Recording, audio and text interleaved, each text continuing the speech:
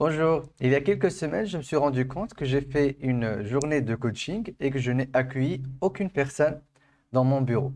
En fait, tout simplement parce que ces personnes, il y en avait une sur une autre ville qui est assez loin de moi, donc c'est Casablanca, une deuxième qui était en Suisse, une troisième qui était dans un pays du Golfe. Et je me suis rendu compte qu'en fait, malgré tout, notre journée elle commence à devenir de plus en plus internationale.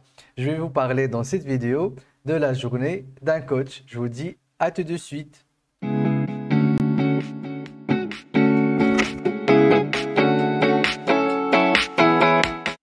Je m'appelle Faisal Afidi, je suis formateur et coach en développement personnel et fondateur de Learning Coach, donc la première école des soft skills et des métiers de l'accompagnement. On va parler dans cette vidéo d'une journée de coach, comment le coach passe sa journée. Vous êtes peut-être intéressé par la formation en coaching ou par le métier de coach et vous vous demandez comment va être votre vie après cette formation, une fois que vous vous serez lancé dans le bain et vous serez devenu un coach professionnel. Alors, comme je le dis toujours, un coach, c'est tout d'abord un professionnel de la relation d'aide. Donc, un coach, il passe la majorité de sa journée à être avec les autres. Donc, c'est un métier relationnel. Mais ce n'est pas un relationnel donc, superficiel, ce n'est pas une rencontre de beaucoup de personnes. Ce n'est pas comme dans le métier, par exemple, de formation ou d'enseignement, mais c'est une relation que vous mettez en place avec ce qu'on appelle dans notre métier votre coaché ou votre client. Et donc, votre journée va être ponctuée par plusieurs rendez-vous avec donc vos clients. Alors, ça peut être des clients en individuel si vous êtes en format de coach de vie ou en format de coach pour particulier, comme ça peut être aussi des rendez-vous avec des groupes ou avec des équipes au sein soit donc d'entreprise ou tout simplement dans le cadre des activités de votre cabinet. Donc, vous pouvez peut-être avoir des groupes à vous que vous accompagnez de manière collective. Donc, l'idée, c'est que vous passez votre journée à donc accompagner de manière structurée, à être avec vos clients toute la journée. Bien évidemment, cela veut dire que nous nous inscrivons dans le cadre de profession libérale. Et oui, le coaching, c'est un peu, c'est pas un peu, mais c'est le coaching, c'est comme la médecine, c'est comme métier d'avocat, de notaire ou toute personne qui en tout cas est libérale, c'est-à-dire elle est libre d'organiser sa journée comme elle le souhaite. Donc cela implique plusieurs particularités. Donc la première particularité pour le coach, c'est qu'il peut lui-même organiser sa journée, mais pas à 100%. Ça sera autour des contraintes ou des obligations de ses clients. Donc souvent, les séances de coaching vont se dérouler par exemple en après-midi, en fin de journée, si vous faites du coaching scolaire par exemple. Si vous faites du coaching en entreprise, votre coaching se déroulera principalement en milieu de la journée, donc en semaine. Si vous faites par exemple du coaching, principalement du coaching parental, il se peut que vous travaillez également plus le week-end qu'en semaine. Un des bienfaits donc, du métier du coaching, c'est que nous ne faisons pas des rencontres spontanées, c'est-à-dire on ne travaille pas avec les passagers. Quelqu'un qui passe devant un cabinet de coaching, il se dit tiens, je vais aller me faire une séance de coaching. Ou quelqu'un qui a une urgence et qui vient frapper à votre bureau. Donc c'est un peu la particularité ou ce qui distingue le coaching des autres métiers comme le médecin ou un avocat. C'est-à-dire que vos démarches, elles sont souvent structurées par des rendez-vous ou organisées par des rendez-vous. C'est-à-dire vous ne rencontrez que les personnes avec qui vous avez en général fixé un rendez-vous. Et donc ça, c'est un des bienfaits du coaching. Cela implique par contre que vous devez faire un grand travail de communication, donc d'être vraiment pleinement présent au sein de votre communauté, au sein de la population que vous allez servir. Donc, le coach est aussi quelqu'un qui est impliqué dans une communication très forte à travers donc soit des rencontres, des ateliers, des conférences, un travail associatif, l'organisation d'événements avec autres ou pour soi-même, présent sur Internet. Donc, il y a un budget temps qui va être consacré à votre communication et qui n'est pas quand même rien, étant donné que ça va vous prendre quand même quelques heures, surtout pour les premières vos premières années avant votre installation. Et puis, cela dépendra aussi du modèle que va adopter chaque coach.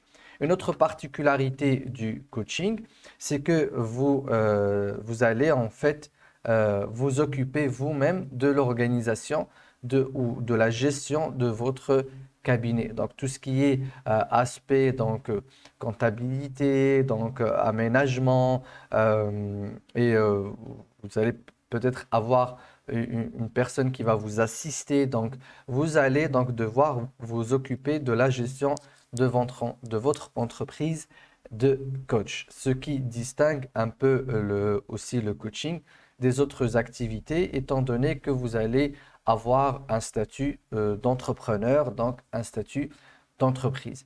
Il y a aussi des coachs qui varient ou qui ajoutent à leur activité de coaching l'activité du conseil, l'activité de la formation et qui travaillent en sous-traitance avec d'autres cabinets de coaching ou d'autres cabinets de conseil ou dans des écoles pour pouvoir donc apporter leur expertise, mais sous autre format.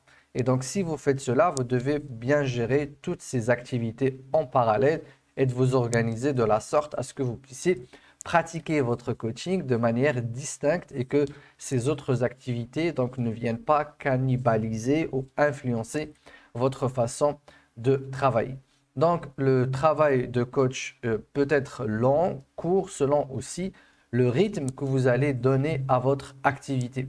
Il y a des coachs qui préfèrent travailler avec beaucoup de clients et donc avoir une activité assez intense pendant des périodes de l'année ou toute l'année. Il y a des coachs qui préfèrent travailler en douceur, donc avoir très peu de clients et donc se consacrer entièrement à ces clients-là et de travailler avec un rythme qui est réduit. Donc, tout dépend des objectifs financiers, bien évidemment, des objectifs de travail et puis du contexte professionnel dans lequel va évoluer le coach en question.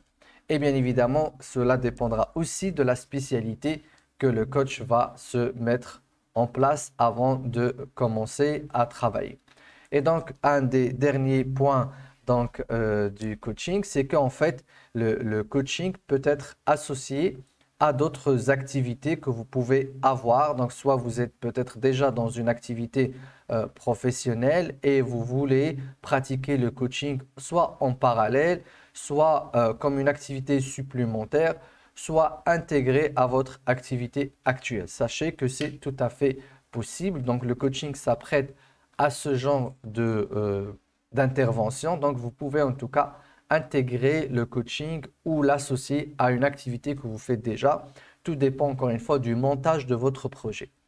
Ce qui est clair, c'est qu'aujourd'hui, grâce à la technologie, vous pouvez pratiquer le coaching un peu partout dans le monde. La seule limite, ça va être votre langue. Donc, c'est uniquement une contrainte de langue. Mais si, par exemple, vous parlez une ou deux langues et vous voulez coacher avec ces deux langues-là, et donc vous pouvez accéder à tous les pays ou proposer votre service dans tous les pays où les gens donc parlent votre langue. Il y a bien évidemment un filtre, ce n'est pas une contrainte, mais un filtre culturel.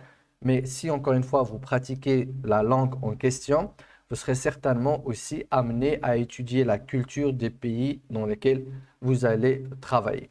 Et donc ça, c'est tout à fait possible. Donc le coaching, aujourd'hui, contrairement par exemple au métier d'avocat, de notaire ou de médecin, donc les autres métiers libéraux, le coaching s'apprête facilement à une ouverture sur d'autres régions, d'autres villes, d'autres pays, étant donné que le coaching, dès son démarrage, avait tablé sur le coaching à distance. C'est-à-dire, ce n'est pas le confinement ou le Covid qui a propulsé le coaching à distance, mais le coaching à distance a toujours existé.